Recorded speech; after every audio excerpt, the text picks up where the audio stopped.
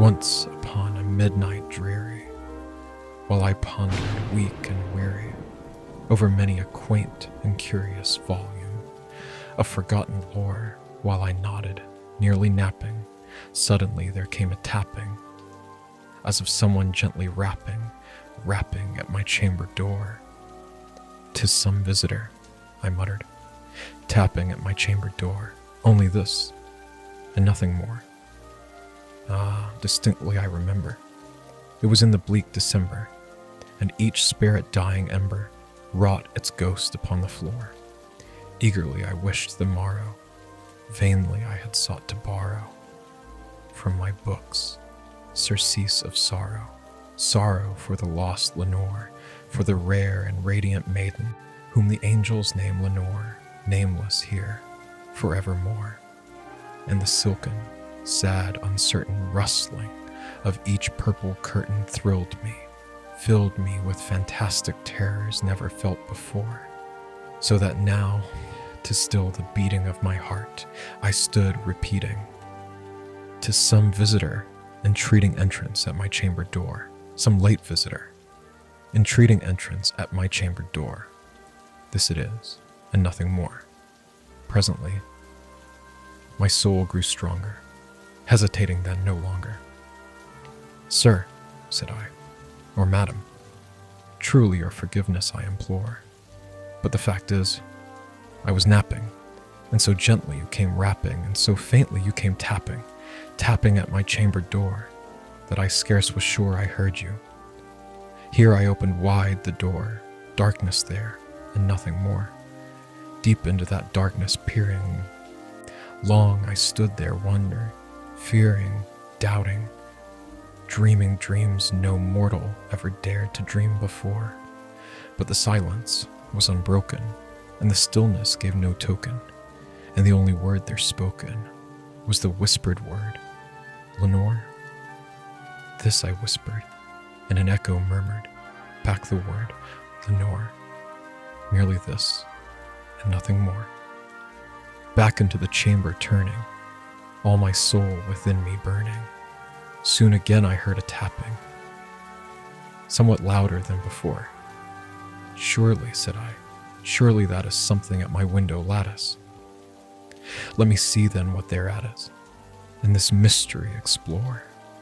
Let my heart be still a moment, and this mystery explore. 'Tis the wind, and nothing more.' Open here I flung the shutter, when with many a flirt and flutter, in there stepped a stately raven, of the saintly days of yore.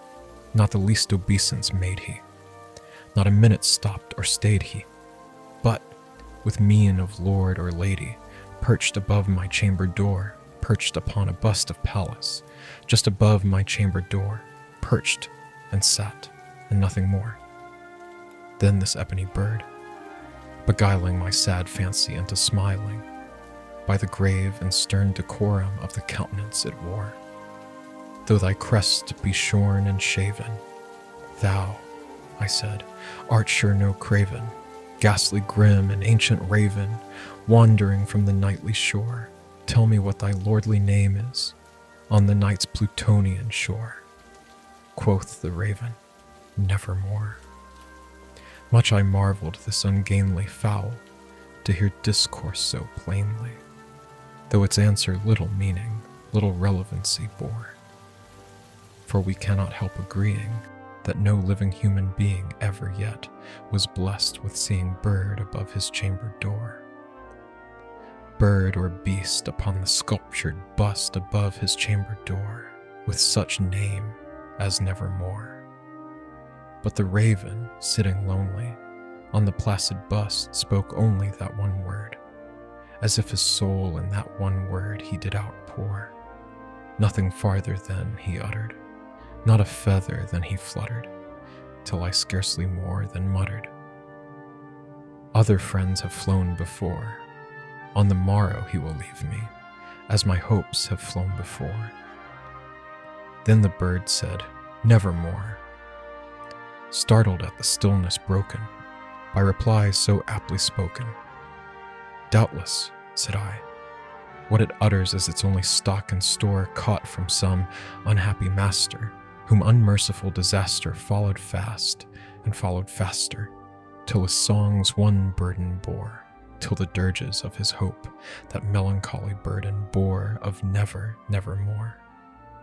But the raven still beguiling, I'll lull my fancy into smiling, straight. I wheeled a cushioned seat in front of bird and bust and door. Then upon the velvet sinking, I betook myself to linking fancy unto fancy, thinking what this ominous bird of yore, what this grim, ungainly, ghastly, gaunt, and ominous bird of yore meant in croaking. Nevermore.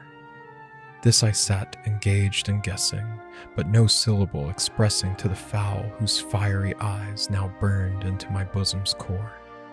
This and more I sat divining, with my head at ease reclining on the cushion's velvet lining that the lamplight gloated o'er, but whose velvet violet lining with the lamplight gloating o'er she shall press, nevermore. Then methought the air grew denser, perfumed from an unseen censer swung by seraphim whose footfalls tinkled on the tufted floor. Wretch, I cried, thy God hath lent thee, by these angels he hath sent thee respite, and nepenthe from thy memories of Lenore. Quaff, oh quaff this kind nepenthe, and forget this lost Lenore. Quoth the raven, nevermore.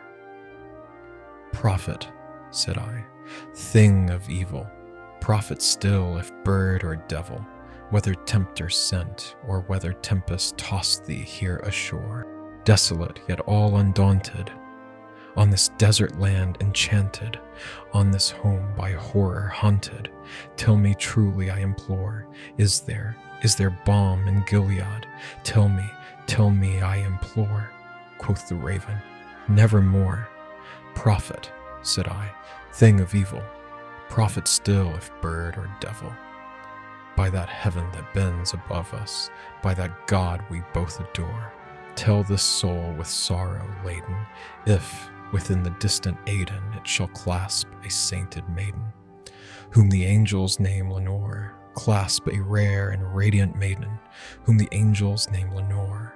Quoth the raven, nevermore. Be that word our sign of parting, bird or fiend, I shrieked upstarting.